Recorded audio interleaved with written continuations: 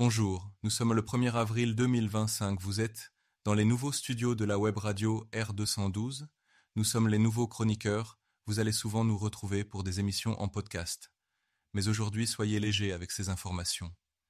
Chaque année, le 1er avril voit fleurir des nouvelles farfelues, des annonces délirantes et des canulars soigneusement préparés.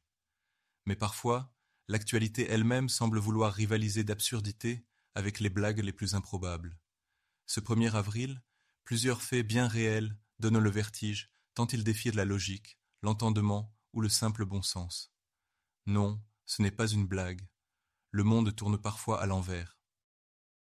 Ce matin, par exemple, un ministre d'un grand pays a déclaré très sérieusement que l'intelligence artificielle pouvait devenir membre du gouvernement, à condition qu'elle respecte la ligne politique du parti. L'information, reprise par plusieurs agences, a d'abord été accueillie avec scepticisme, avant d'être confirmée. Derrière le grotesque apparent, c'est une tendance inquiétante qui se dessine, celle de confier des fonctions de pouvoir à des algorithmes au nom de l'efficacité ou de la neutralité. Blague, non. Réalité bien vivante. Autre cas troublant, un petit village européen vient de voter l'interdiction. Du silence. Oui, vous avez bien lu.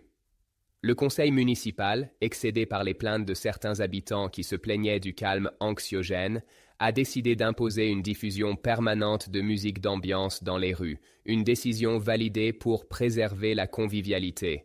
Là encore, difficile de distinguer la satire de la vérité. Et que dire de cette entreprise qui, pour booster la productivité, a remplacé ses pauses café par des séances obligatoires de cris collectifs, le tout encadré par un coach en exutoire sonore libératoire dont le tarif horaire frôle les sommets. Non, ce n'est pas une invention d'un humoriste en panne d'inspiration, c'est l'inventivité managériale à l'ère post-pandémique. Face à ces nouvelles absurdes mais vraies, une question se pose.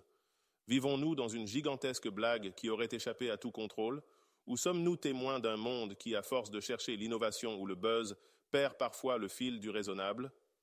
Ce 1er avril, une seule chose est sûre, certaines informations réelles mériteraient d'être des blagues, mais ne le sont pas.